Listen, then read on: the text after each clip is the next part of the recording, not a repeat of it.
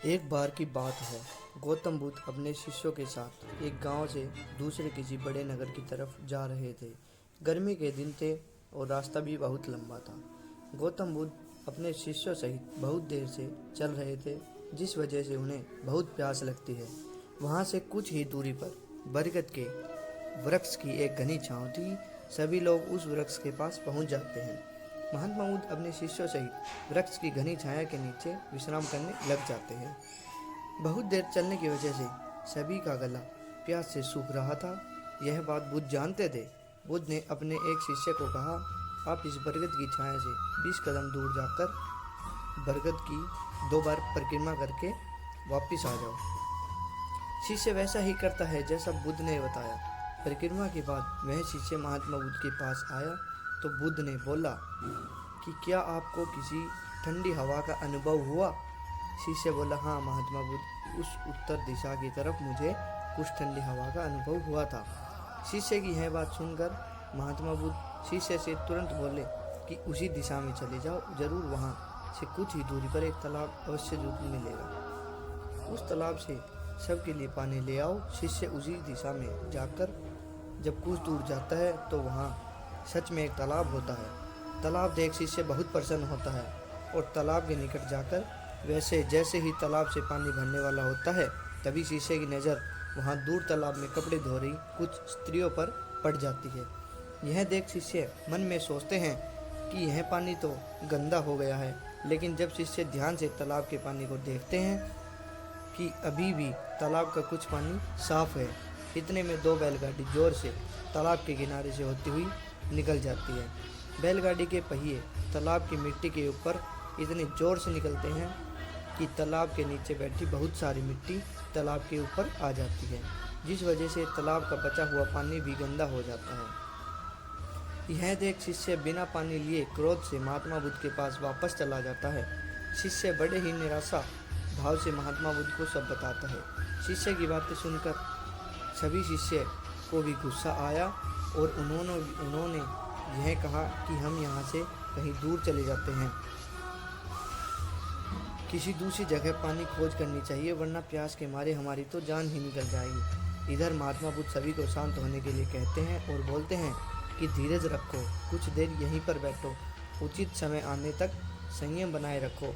सभी महात्मा बुद्ध की बातें सुनकर शांत होकर वहीं पर बैठ जाते हैं। कुछ समय बीत जाने के बाद महात्मा बुद्ध फिर से अपने शिष्य को उसी तालाब से पानी लेने के लिए कहते हैं। शिष्य बिना कोई सवाल किए उसी तालाब से पानी लेने के लिए फिर से चला जाता है। तालाब की हालत देख शिष्य को यकीन नहीं होता। तालाब का पानी पूरी तरह से साफ हो चुका था। यह देख शिष्य बहुत खुश होता है और पानी भरकर महात्मा बुद्ध के पास चला जाता है। सभी पानी पीकर अपनी प्यास बुझाते हैं, लेकिन अभी भी सबके मन में ये एक सवाल था कि आखिर यह चमत्कार हुआ कैसे? तालाब का सब पानी तो गंदा था, अब ये अच्छा कैसे हो गया? उन्हें जरूर लगा कि यह महात्मा बुद्ध की शक्ति है। इनमें से एक शिष्य ने सवाल किया महात्मा बुद्ध से कि यह चमत्कार आपने कैसे किया?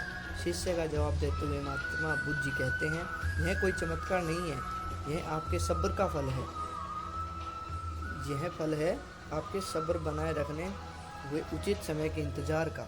जितनी देर हम सब लोग सब्र किया, उतनी देर तक तालाब के पानी के ऊपर तैर रहे सभी गंदे तत्व और मिट्टी तालाब के नीचे पानी में जा बैठे। फिर कुछ देर बाद शिष्य जब वहाँ तालाब के पास पहुँचा, तब तक दूषित कण नीचे बैठ चुके थे, जिस वजह से तालाब का पानी पहले की तरह साफ हो चुका था तथा तालाब साफ दिखाई दे रहा था। यदि उस समय आप लोगों ने सब्र न किया होता, धैर्य न रखा होता, तो आप सब इतनी गर्मी में पानी की खोज में प्यासे रहकर शायद अब तक मृत्यु को प्राप्त हो चुके होते। क्योंकि यहाँ से अगला कोई तालाब है या नहीं, और होगा भी तो क्या उसका पानी साफ होगा या नहीं, इन सब कारणों से आप कभी प्यास नहीं बुझा पाते और प्यास से मर जाते।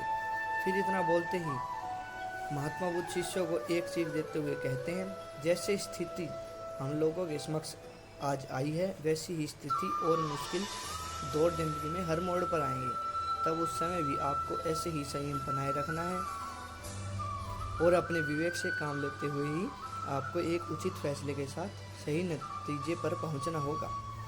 हर मुश्किल दौर में सब रखते हुए ऐसे ही शांत मन से ही कोई फैसला लेना चाहिए जिसका आपके और दूसरों के लिए अच्छा हो, क्योंकि ऐसी स्थितियों में लोग अक्सर गुस्से में आकर अपना सब्र खो देते हैं और गुस्से तथा जल्दबाजी में गलत काम कर देते हैं, जिसका बुरा परिणाम उनका भविष्य में देखने को मिलता है, जिससे खुद का नुकसान अधिक होता है। कुछ परिस्थितियों जीवन में ऐसी होती हैं जहां हमें